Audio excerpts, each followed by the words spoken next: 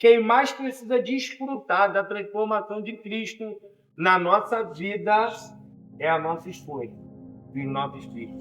Acharam? 16:7. Isso.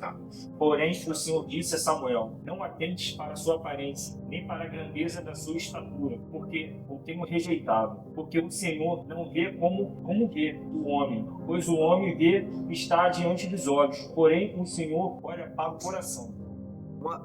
Uma das coisas que, tipo assim, mais me confrontou no meu chamado, né? Eu sempre fui muito tímido. Quando Deus me chamou, assim, comecei a se envolver no ministério, obreiro, servo da juventude, comecei a ser muito confrontado, né?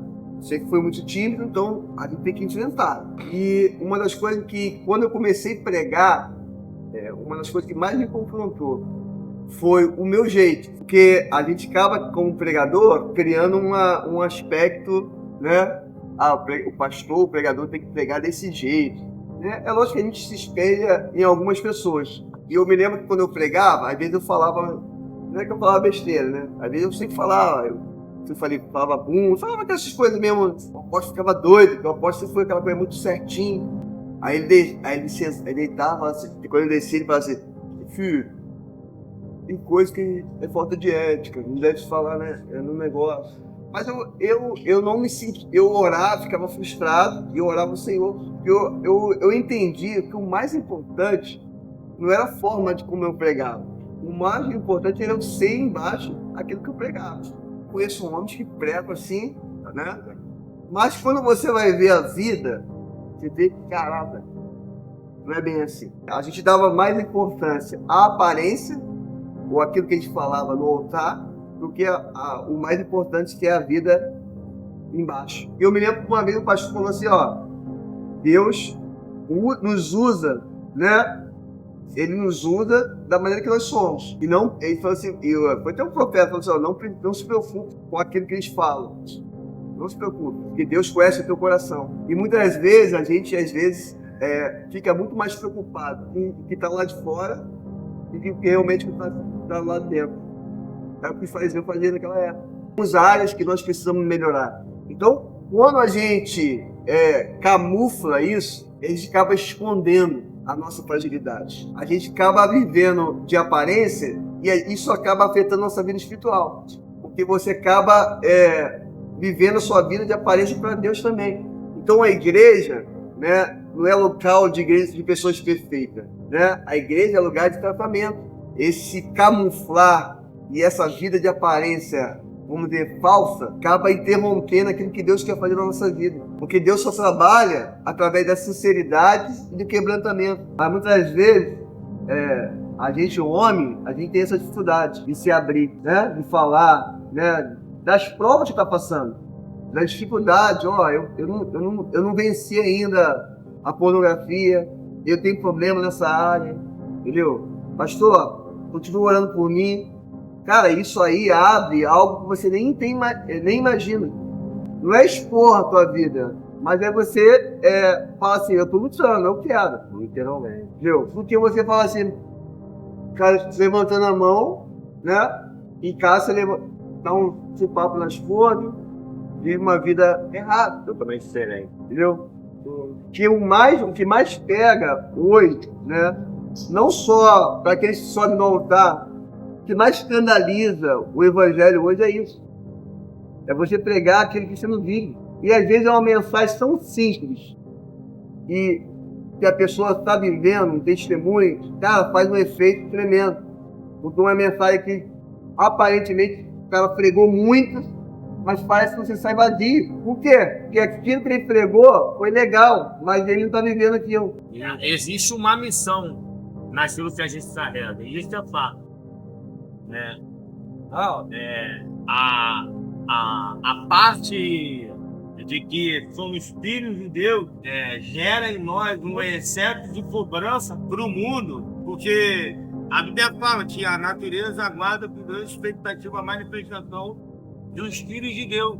Então, quando a gente fala da natureza, às vezes a gente imagina a natureza má, terra. Não, A natureza é tudo que é criação da parte de Deus. Então o homem faz parte da natureza de Deus. O homem faz parte da natureza de Deus. Eu acho que é uma verdade que o mundo aguarda em nós. A manifestação do Espírito de Deus. Os homens, as mulheres, a nossa casa, a nossa família. E essa expectativa tem ficado só numa promessa, nos que erram. Quer dizer, os que fazem certo dificilmente aparecem. Isso é fato. Agora, os que fazem a titica, meu irmão, todo mundo está sabendo. Aí fala assim, esse daí é crente por nome de tal. E tipo, presta não. Né? Em lugar público, eu acho que é pior a situação. A gente viu aí escândalos de pastores, de filhos, falando dos pais, e se comportando dos pais em casa, que batia em mulher, que maltratava a mulher, que falava mal da mulher, que murmurava.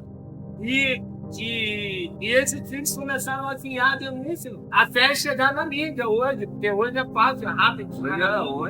Então, assim, às vezes a gente está muito preocupado com o exterior, mas a gente diz que o nosso interior é tão sério, meu irmão. Você sempre tem que ter uma palavra de vida. O cristão, ele tem que carregar uma palavra de vida. Tem que carregar uma palavra de vida. Se você parar para analisar toda a trajetória de Cristo, o homem, você vai ver que ele, na sua natureza, ele era 100% homem, 100% Deus. Deus, ele é onipresente, onipotente, onisciente. Ou seja, ele está em todo lugar, ele sabe de tudo. E ele tem conceito de tudo. Cara, ele pode tudo. Então, ele como Cristo, a parte dele como Cristo, ele sabia que ele iria ser crucificado. Ele veio por uma missão. Você imagina para ele como seria viver todo dia, sabendo que no final eu vou morrer. No final vai ser... Vou sofrer, né? Vou sofrer. Imagina, como é que ele... Imagina você, quando você hoje está doente, falta pouco para você morrer. Como você viveria? Cara, Jesus, ele viveu com essa certeza. Ele sabia daquilo que esperava ele. E tu não vê uma palavra assim, você não vê uma palavra assim. Você não vê, céus, a vida da parte de Jesus. E a parte humana dele. Então eu acho que a gente também tem que chegar nisso. Sabe? Porque hoje a grande mídia tem trago os grandes aparelhos. E aí, filho, a gente não sabe o que está por trás de uma câmera. Entendeu? A gente não faz ideia. Minha mãe ia, e assim, o pouco que eu tive do evangelho, meu irmão tá chita de prova. Foi através da minha mãe, que quando ia, levava a gente, botava a gente para participar de prova dominical, né? Fazia caridade, minha mãe adorava, a gente pescava, né? Minha mãe pegava todos os peixes e doava para fazer quentinha para distribuir à noite. E a gente começou a fazer isso sempre gostou de fazer, e aumentou o número, porque esse cara, vamos fazer mais vezes. Que era uma forma da gente ajudar. Só que meu pai, ele não tinha a responsabilidade de me ensinar sobre o evangelho. Eu conheci o evangelho através de outra pessoa. Nós estamos aqui hoje, nós temos a responsabilidade de ensinar o verdadeiro evangelho aos nossos filhos. E eu lembro, como eu falei, a minha infância, ela não foi baseada em traumas, graças a Deus. Mas com relação à igreja, eu tenho uma responsabilidade que meu pai não teve. E era ensinar o evangelho para os meus filhos.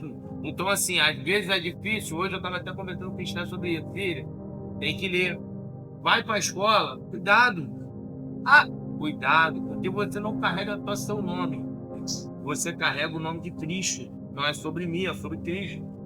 Quando eu vou, às vezes, corrigir, ou quando eu vou, às vezes, colocar ela, às vezes, até de disciplina, é a palavra.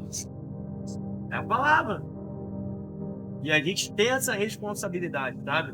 No mínimo, eu falo para minha esposa, minha filha tem que ser 2 vezes mais do que eu sou. No mínimo, eu estou falando do mínimo.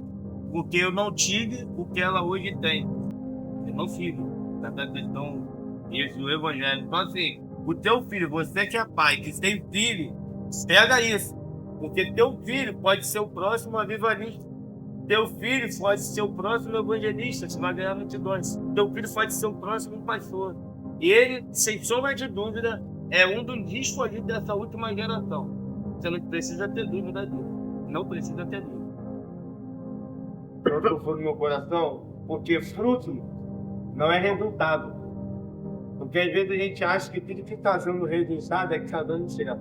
Isso aí, não. A Bíblia fala que os frutos do Espírito é amor, verdade, mansidão, benignidade, no próximo.